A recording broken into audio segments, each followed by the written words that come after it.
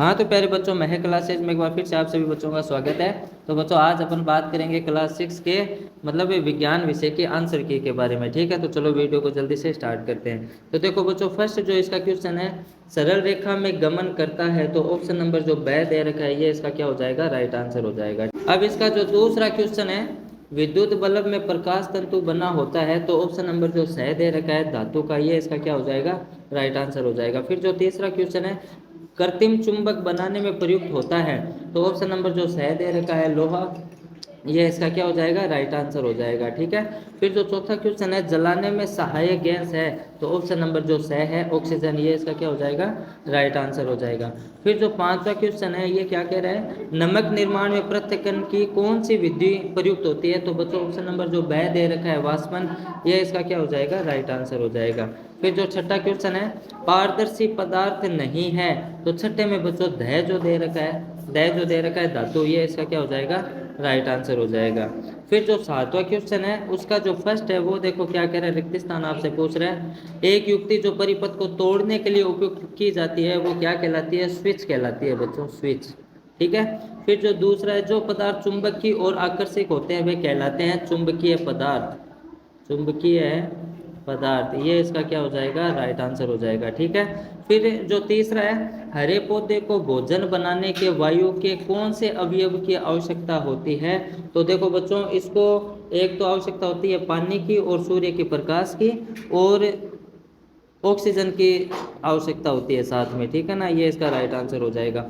फिर जो चौथा है, धान के दानों को डंडियों से पृथक करने की विधि को क्या कहते हैं, तो बच्चों थ्रेसिंग कहते हैं, थ्रेसिंग। ठीक है, ये इसका क्या हो जाएगा, राइट आंसर हो जाएगा। फिर जो लास्ट है, अस्थियों की संधियां शरीर में क्या सहायता करती हैं, तो गति प्रदान करती है बच्चों। ठीक है, फिर जो आठवां क्वेश्चन है, ये कह रहा है कि वायुमंडल में उपस्थित दो गैसों के नाम बताने हैं, तो एक तो हो जाएगी नाइट्रोजन और एक हो जाएगी ऑक्सीजन। फिर जो नौवां क्वेश्चन है, चुंबक के कोई आपको दो गुण बताने हैं। ठीक है ना, तो देखो चुंबक के दो गुण क्या हो सकते हैं, एक तो चुंबक क्या करती है कि मतलब जैसे निकल या कोबाल्ट या मतलब लोहे से रिलेटेड जो भी चीज़ें होती हैं, जो भी पदार्थ होते हैं, उनको अपने आप और मतलब आकर्षित कर लेती है। ठीक है, और एक अगर इनको स्वतंत्र मात्रा में घुमाने दिया जाए तो वो उत्तर या दक्षिण दिशा में क्या करती है, इंगित करती है, यानी ऑपोजिट हो जाती है। ठीक है, फिर 10वां जो है, ये क्या कह रहा है, उन पोषक तत्वों के नाम लिखिए जो हमारे शरीर की वृद्धि और अनुरक्षण के लिए आवश्यक होते हैं। तो देखो बच्चों, वसा, प्रोटीन, विटामिन, पानी, ये सारी चीज़ें हमारे शरीर के लिए आवश्यक होती है। ठीक है ना, वृद्धि के लिए कार्बोहाइड्रेट आदि चीज़ें। फिर जो है 11वां, आवर्ती गति किसे कहते हैं, तो आवर्ती गति देखो बच्चों, मैंने कल के पेपर में आपको बताया भी था। ठीक है ना, आवर्ती गति वाला क्वेश्चन आया भी है देखो, तो इसका आंसर हो जाएगा वह गति जो एक निश्चित अंतराल के बाद खुद को दोहराती है, वही आवर्ती गति होती है।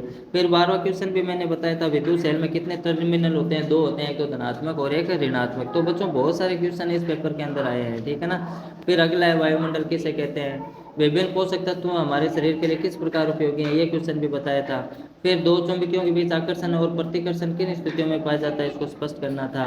फिर घरों में स्विच की मरम्मत करते समय विद्युत में से रबड़ के दस्ताने क्यों पहनते हैं, एक ये वर्तुल गति वाला मैंने बताया था, चुंबकीय पदार्थ वाला बताया था, हमारी कोहनी पीछे की ओर क्यों नहीं मुड़ती है, ये क्वेश्चन भी बताया था।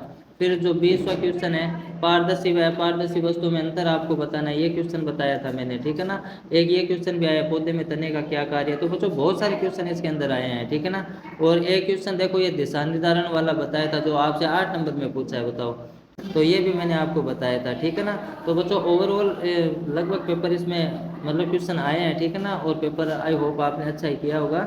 अब अपन नेक्स्ट पेपर में मिलेंगे, तब तक के लिए बाय।